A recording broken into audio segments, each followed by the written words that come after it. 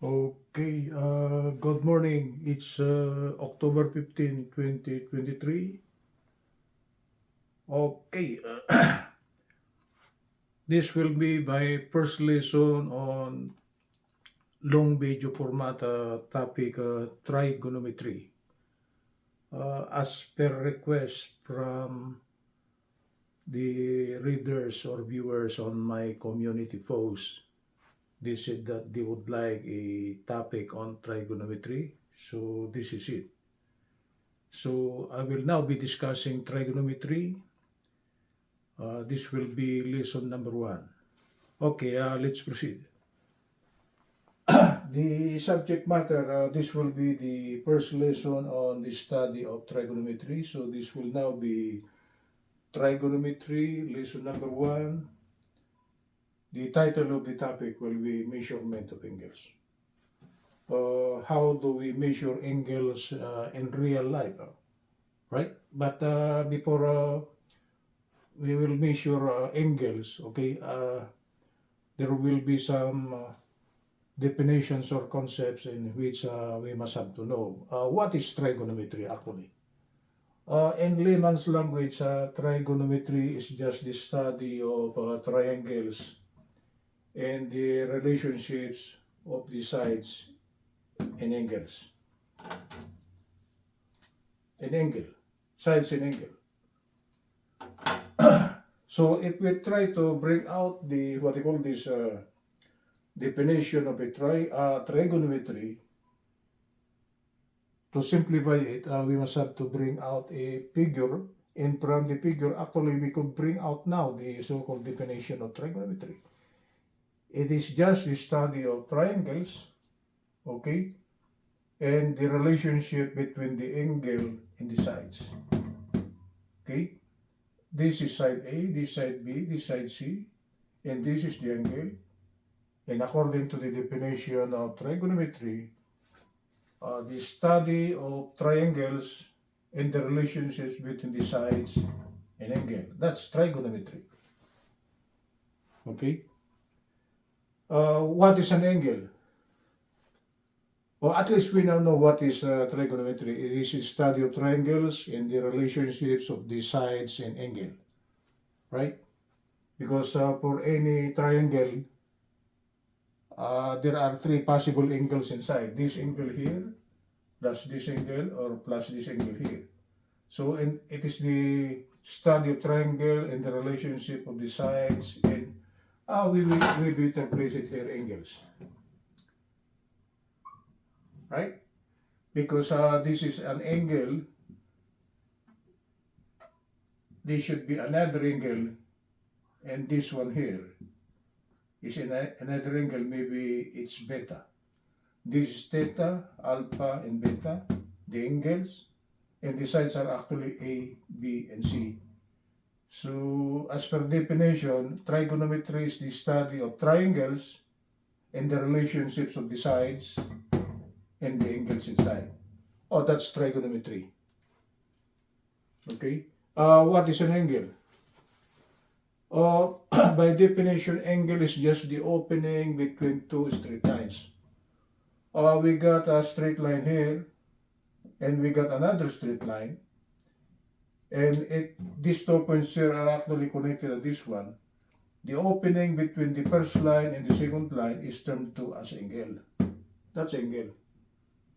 Or at least we now know what is an angle. It should be a straight line, okay? Because if it is a curved line, that's a different story, right? We could not call it an angle, right? So for it to be an angle, it is actually the angle between 2 straight lines, or the opening between 2 straight lines. That's an angle. So that's the definition of an angle. So at least we now know what's the definition of trigonometry. What's the definition of an angle? Oh, why are we discussing this, what do you call these definitions? Oh, it's a basic thing. Because without knowing the meaning of trigonometry, without knowing the meaning of angle, how come we will be, what do you call this, interested in the study of trigonometry? So actually the number one thing here is the definitions or the concept on how come we are studying trigonometry. Okay, the main topic for this morning will be measurement of angles, right? Because before I presented the measurement of angles, I defined what is trigonometry and I defined what is angle. Okay, let's try to bring out how to measure angles. At least we now know what is an angle. It is actually the opening between two straight lines. That's an angle. Okay, in trigonometry, it's actually the study of triangle in the relationships between the sides and the angles. That's trigonometry. Okay, the number one way on how to measure angles are actually, number one, it's a protractor. Okay? Uh, when I took up engineering, we had the so-called drawing subjects, drawing 1 and 2. And one of the instruments needed in the so-called plotting of angles on paperwork. We are on the drawing board, right? If you are on a drawing board and you need to plot a certain angle, okay, we usually use protractor. And the shape of a protractor is something like this. It's a plastic thing, okay? It's a half circle, right? And on the half circle, it is marked from 0 to 180 degrees. So each increment here represents an angle. So I just summarize it. So this is 0, 30, 60, this is 90, this 120, this 115, 180. So if you need 119, 119 should be less than 120, right? It might be something here. If you need 89, it could be some one less than 90, that will be 89. Okay.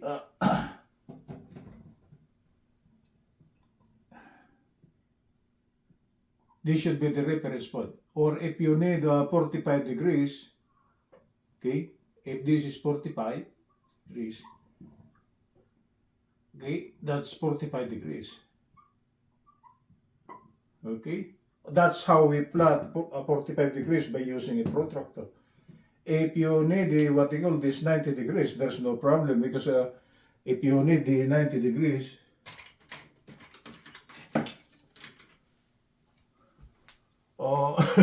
just get your right triangle, okay, erect it vertically, and this is 90 degrees. But on the protractor, as long as this portion here is horizontal, okay, and you put your protractor on the horizontal line, it should be a perfect horizontal line, meaning it's a 0 degree. If you put on top the protractor, okay, so actually you could measure from 0 to 180, any angle you want, right?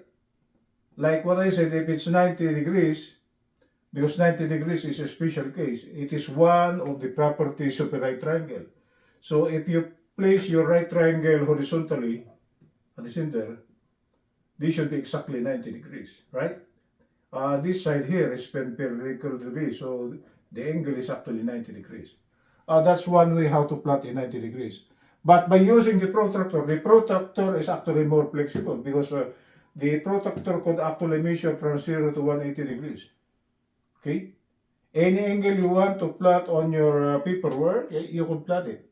So the number one way on how to measure angle is by using protractor, and this is for paperwork or for design work. Okay? Oh, what's next? The number two is the so-called transit. I think you have seen this transit. The Bureau of Public Highway people are actually using this transit here when they are measuring distances on the street, right?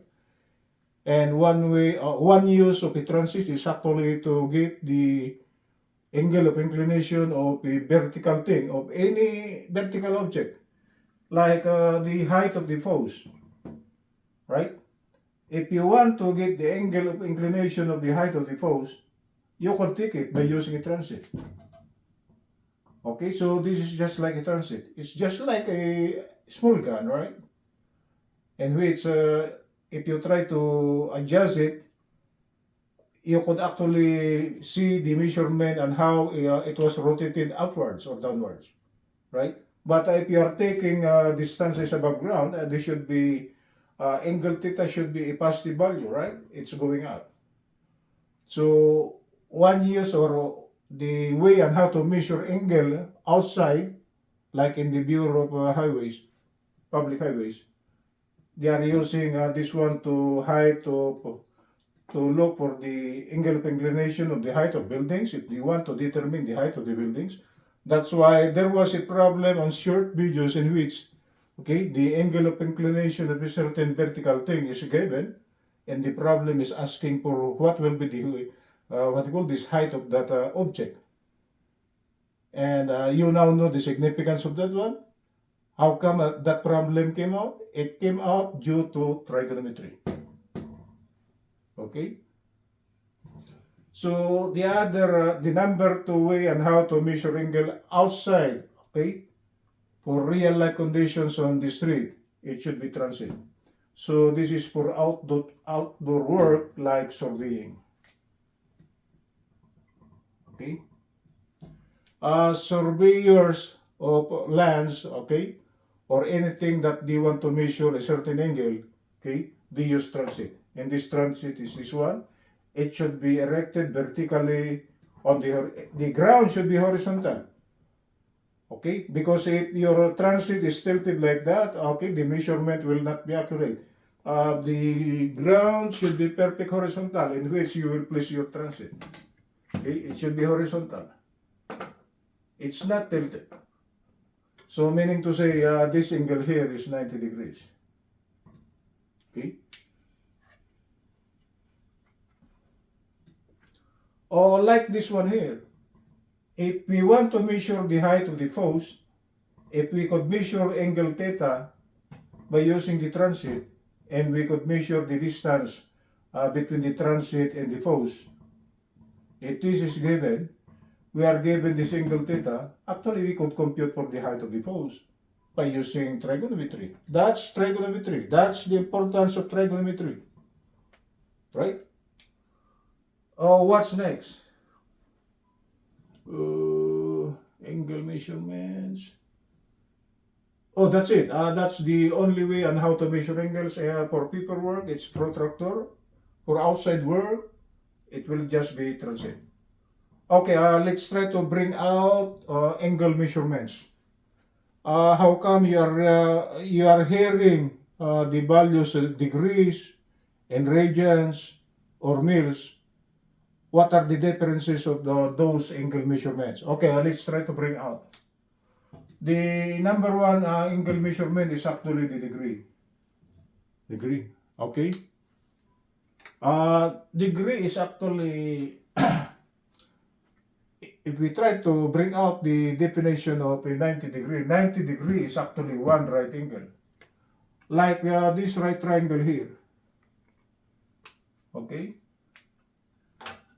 90 degrees is one right angle. This opposite side, considering this angle, this is adjacent side, considering this angle. This adjacent side and the opposite side are actually perpendicular with respect to each other. The angle between them is actually equal to 90 degrees. Okay? So if we try to bring out a right triangle, okay, if this is angle theta, considering this angle, this is adjacent side. Considering this angle, this is opposite side. For any right triangle, the opposite side and the adjacent side are actually perpendicular to it with respect to each other, because the adjacent side is horizontal and the opposite side is actually vertical. So the angle between them is actually 90 degrees. So under the degree measurement, 90 degrees is actually one right angle. Right angle meaning the sides we are considering are perpendicular to each other to be considered a right angle. So when we see right angle, that angle should be 90 degrees. And under the degrees measurement, 90 degrees is actually one right angle. Okay? So if 90 degrees is one right angle, if we try to multiply this by 4,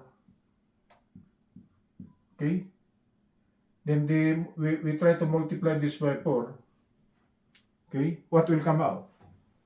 4 times 90 will be 360. The symbol for degree is actually a small circle like this. It's not a circle. It's a circle, but it's a tiny circle. And that's the symbol for a degree. Okay? So from now on, if I place something like an x over here, and I place what we call this like an exponent here, like a small zero, that is termed to as degree. Okay? If we try to multiply now 4 times 90, that will be 360 degrees. And if we try to multiply one right angle by 4, what will come out? 4 times, 4 times. You rotate this one 4 times. Right? First time, second time, this is third time, this is fourth time. So how many will be that? One complete revolution. You are actually rotating one complete revolution. So meaning to say, under the degrees measurement, 360 degrees is one revolution. One complete revolution, okay, with respect to the 0 degree. One complete revolution, this is one revolution, and this is actually equivalent to 360 degrees. So the next one here, from the 90 degree equal to one right angle, we multiply it by 4, therefore 360 degrees. This is like a small zero, right? 360 degrees is one revolution. And the other equivalent, this one and the smaller values is actually 1 degree is actually 60 minutes. Okay? And if we try to write this one in another form, we write it 1 with something like exponent small zero here, but it is read 1 degree, and this should be equal to 60. The exponent will just place 1, what you call this, prime like that, and 1 like that is actually minute, right? The symbol like this is just minute. So if I place it here, 60 like this, that is equivalent to 1 degree. If we try to read this one, this should be 1 degree equal to 60 minutes. And the smaller value than this one is actually 1 minute. Okay, we know it. 1 minute is actually 60 seconds. But if we write it under the study of trigonometry instead of writing this one, we place it 1 minute, okay, 1 apostrophe like that, this minute. And this should be equal to 60, double apostrophe, that will be seconds. This is seconds. Okay? So at least we now know how to write degree, minute, and seconds under the study of trigonometry.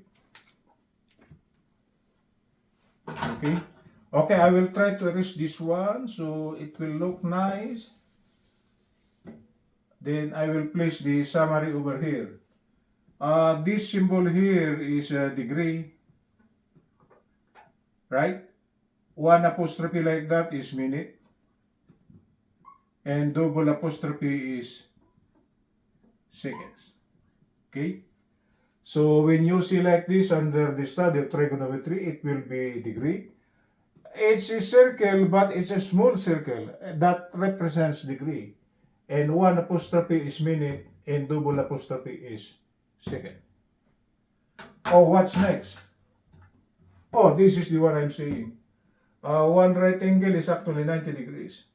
Horizontal, vertical, right angle, that will be 90 degrees. And if we try to rotate this one 4 times, first, second, third, then the fourth one, so that's 1 complete revolution. So 1 revolution is equivalent to 360 degrees. Okay? You rotate this 90 degrees 4 times around. So 4 times 90 will be 360. And 1 whole revolution is just 1 revolution. Therefore, 1 revolution is equal to 360 degrees. As simple as that one. Next one. Radians. Many are not so fond of these regions here because they know degrees but they don't know regions. Before we could accept what is regions, let's try to define what is regions. Regions is just the central angle subtended, past tense, subtended by a circular arc whose length S is equal to R. The meaning of subtended is actually form. Okay? It's easier to understand form than subtended. So I will erase this one. We replace this one by form. So the definition of regions is it's the central angle formed by a circular arc whose length S is equal to R. And the relationship of degree and regions is this one. So you must have to memorize this one. Pi regions is equal to 180 degrees.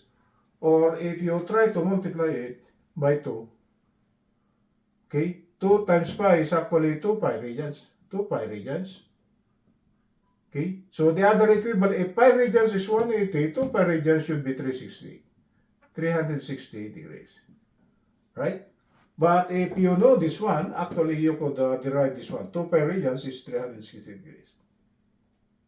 And if you try to divide both sides by pi here, pi over pi will cancel out, and 180 over pi, this is approximately, this is now 1, right? Because pi over pi is 1. Therefore, 1 region is approximately 57.296 degrees. But for me, I don't want to memorize this. Why?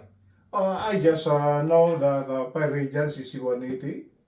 Okay, and I've got the calculator, I could derive this, so I don't have to memorize 57.296 to be equal to 1 region. I just memorize pi regions is equal to 180 degrees. Okay, what is this graph for? Okay, I will try to erase this one. This is where we brought out the definition of a region. Because according to the definition, region is the central angle formed by circular arc whose length S is equal to R. We got a circle here. Okay? And we drew this line here in this line. Okay? And the angle between this line here and this line, okay, is actually angle theta. That's why that's the definition of an angle. The angle formed between two lines is actually angle, right? But for a circle, this length here is actually the radius of the circle, right? And according to the definition of region, for it to be one region, okay, the angle subtended or formed by the arc,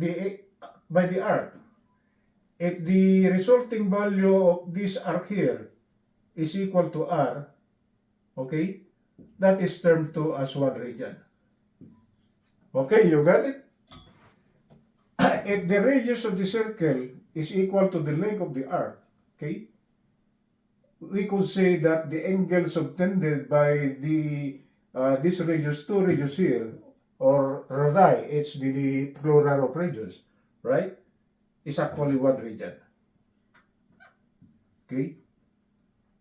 You got it? If the length of the arc is equal to R, okay, the angle formed is actually one region.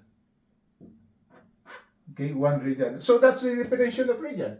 The central angle formed by a circular arc whose length S is equal to R. Meaning to say, when the length of the arc, the curvature, okay, is equal to R, the angle formed between these two radius here is actually one region. And how could we prove it? S is actually equal to R theta. For this equation here to be true, okay, you must have to express theta in radians, okay? Radians. So take note of this. When you are using this equation here in the computation of the length of arc, R is the radius, theta is the angle formed by the radius, right? For this to be correct, the unit of theta should be in radians, okay? So if we try to compute for theta, theta will be S over R, right? But according to the definition, If S is equal to R, what will happen? Theta now will be equal to R over R. What's R over R? It's 1. So theta is actually 1 radian when S is equal to R. That's the definition of a radian. When the angle formed by circular arc whose length is S is equal to R. That is, when this arc here is equal to R, okay, the angle formed is actually 1 radian. That's it. That's where the definition of radian emanates. Okay, you got it, guys? Or at least you could visualize now where we are going to, right? This is what you call this real problems for what you call this trigonometry. The last topic for tonight. The third type of measurement, we now know degrees, we now know radians. For the degrees, okay, just memorize one thing here, and actually you could derive the others, right? For the radians, the only thing you have to memorize here is pi radians is equal to 180 degrees, okay? And you will not get lost by knowing this one. The last one, the mil system. Mil system, this is very important. Because this is what you call this used in the so-called flying objects like the projectiles, right? Projectiles or mortars. Because mortars, if you try to what you call this fire a mortar, okay, a mortar is actually erected on a ground level, and you must have to adjust the angle. Okay, why you adjust the angle? You adjust the angle so you know. Actually, if you could hit certain object far away, right? So if you want to hit an object far away, it's either you increase the angle or decrease the angle. It depends, right? Right? That's why for the mortar things, the adjustment is just manual, okay?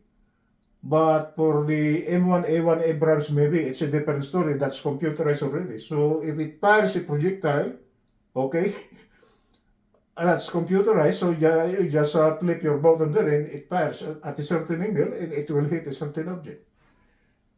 The application of this mil system here is used in the so-called artillery or in the military application. That's the one I'm saying. If this is a mortar, to hit something far away, you must have to adjust the angle manually, right? Okay, and you are adjusting the angle. Our subject matter for tonight is angle measurement, okay? So the third measurement for measuring angle is actually for the mil system. And I think military man knows this one, that 2 pi radians is 6,400 mils. It's easier to memorize. Do you know that 2 pi radians or one complete revolution is 6,400 mils? And 2 pi radians, which is equal to 6,400 mils, is actually equal to 360 degrees. And if you try to divide 6,400 divided by 2 pi, 1 radian is almost 1,000 mils. So if they are adjusting the mortar thing, maybe the adjustment is not in angles. I think the markings there is in mils. That's why I place it here. Mil system is being used in the artillery or the military application. Okay, that's it, guys. This is just an introduction of trigonometry. At least we could now visualize where we are going, right? Because under the study of trigonometry, for us to have what we call this interest in the study of trigonometry, at least we know what's trigonometry, what is angle, how angles are measured. It is by protractor and transit. And for the measurements, there are 3 types of measurement. It is degrees. The important thing here, at least you know that 90 degrees is 1 right angle, or 360 is 1 revolution. Okay, and 1 degree is 60 minutes, or 1 minute is 60 seconds. Okay, that is under degrees. It's not hard to memorize. And under radians, the only thing that we should memorize here is that pi radians is equal to 180 degrees, and according to the definition of radian, it is the angle formed by an arc when the length of that arc is equal to the radius. it is this. Okay, when S is equal to R, if the length of the arc is equal to the radius, okay, the angles obtained by the radius is actually 1 radian. That's the definition of radius. And the last one, the mil system, the military use this one. The military know that 1 radian is 1,000 mils. So actually the adjustment of those mortar things is not in degrees, it is marked in mils. Okay, that's it for tonight. This is Professor David G. De Los Reyes. Good morning.